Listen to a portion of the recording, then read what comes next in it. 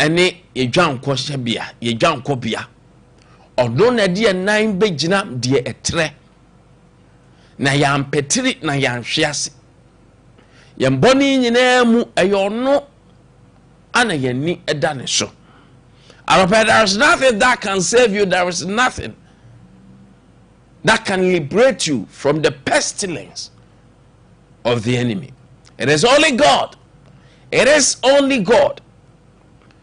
We are saying, "What dream? What dream? You need to be able to say, be able to bejo." E Yankopon kwa ne beti majo. Nyame bejo afri amani hunum, obejo afri bonim, obejo afri fidi sumfo nsem. Anopay. Yo Yankopon yen. No matter the situation that we are in, no matter the circumstances, God should liberate us, God should save us. Anopay only e John Koshabia. Any abandon ding. Anopay on fire nancy bia etre. Na ye different ni afiba mu nyina. Onhwe ye so on crying. Abraya ho emasem. Anopay yo Yankopon ro anasomdwe bro asomdwe nyina so. Anopay on kai ho. May the peace of our Lord, which is surpasses all understanding, be with us this morning. Say assalamu alaikum. Wa alaikum salam. It's a beautiful Thursday morning. And I'm happy so day.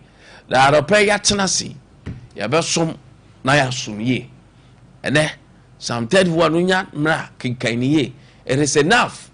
Te mefa commentary bia ma it is enough. It's so powerful. It's so powerful. Nya bra ya sheda na kinkainiye. And I'll pay Nyame fe nancy baby etre adintia, because in this life you need a very good foundation. You need a good foundation. A dan bia enan ade bia ye de besuo the foundation ana ye ne nan na ne nan enya baby etra e petru na hwehwe ase. So you need a proper foundation. No matter the career, the program, whatever that you are building, no, you need a good foundation. And you need a good foundation for them. Say you want school come, say entitia you be more fear. A sa foundation na anekosho. Because a dia na se cedar. Enyanya enhina ni bi nyini kofom no na ebi basoro de tie ne se hawa ne nyini ni be wura yie no e kire hawa dua no na hoodi ni nyina so do ebeye enti nua bi o a esi over 100 years na me forestry for no mu ka che me dua we age na me na ede na mu ye edua we esi 50 years 100 years 120 age. The root is very important. And you do every day you mienu nyina pe.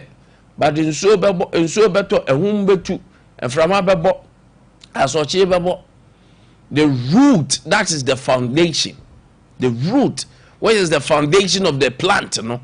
That will show the strength of the plant. And ti dua bia na ho de won ya hwe ni root no said yesitie. So you need a proper foundation. Now, no pay nyame ma yesa foundation na ye betimi abo obrei esiso. Without that foundation, we cannot tiemie. Ye nyan jina pen pa, ye nya foundation papa, ye ntimi nyina honche. Ebe jina odua bi wa utimi ko utimi ase ni nyina yi.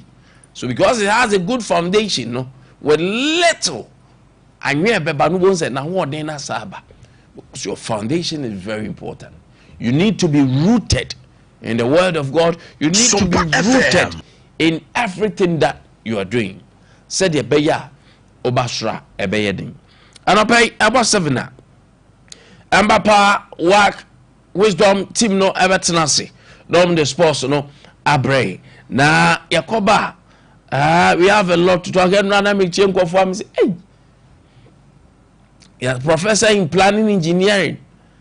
from PIN G. There's a planning engineer. There's an engineer's partner. Or what your man one platform business. I'm saying, hey, a digger go for a year. Wow. Hey, I said, you was motive. Which that you was, you know, when the what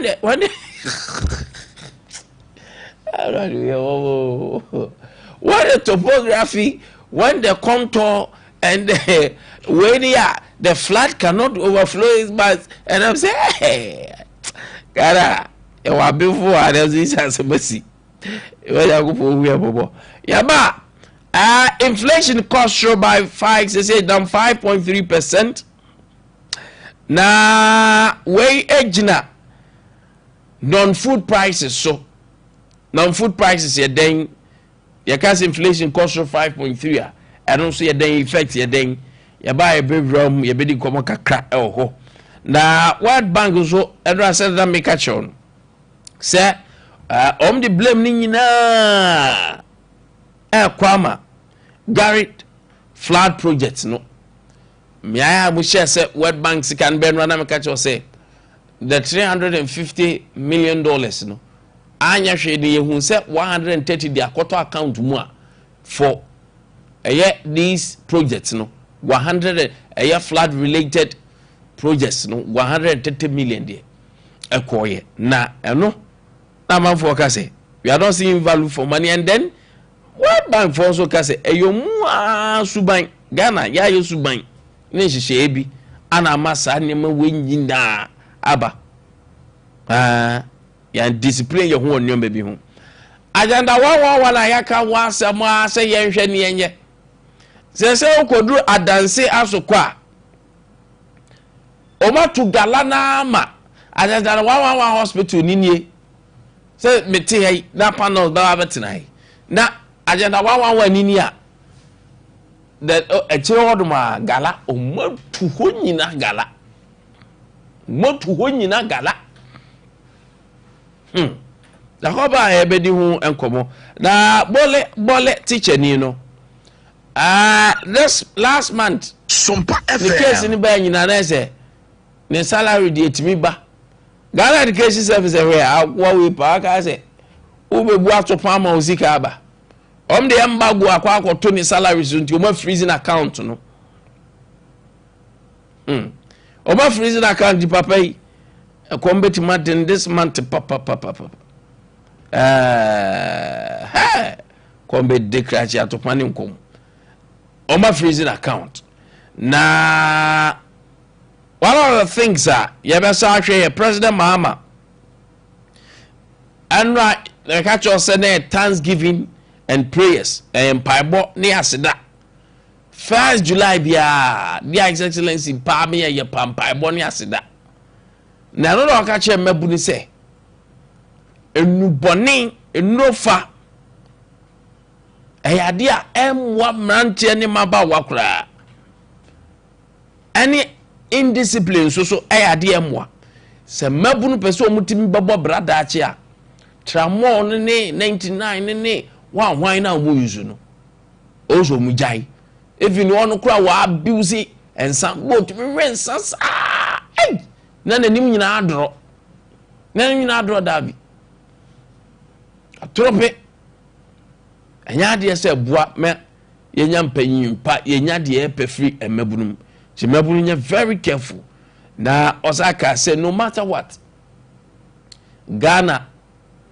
I was say yedi aseda manyankopon no matter the flood ekoso na no ayi Ashanti region Kumasi ya bopozi fu abaso emranche bi bota kese ka onim de wom enu aya ton the draft story ya approve you must shed them bottom so de call Ghana police for achi omo very good and welcoming news say here up and doing na say agofo du barrier na yemfa yensan sheke nim especially kwan we so tafo so amekwan so dura dom de omsa sheke nim se de odi omuka omoje ni ebenya abotra cheke nim ya kanwama we nyina ke be mu bibre oduru kwan we so aso ame right about ba bedroom mampon baby abari a wo bia wadwen betuma koso uduru hodom wa na ne omdom za wura ka ni minim obi twa ba konsa no mbehu za wura ka ni mo mun kan hwe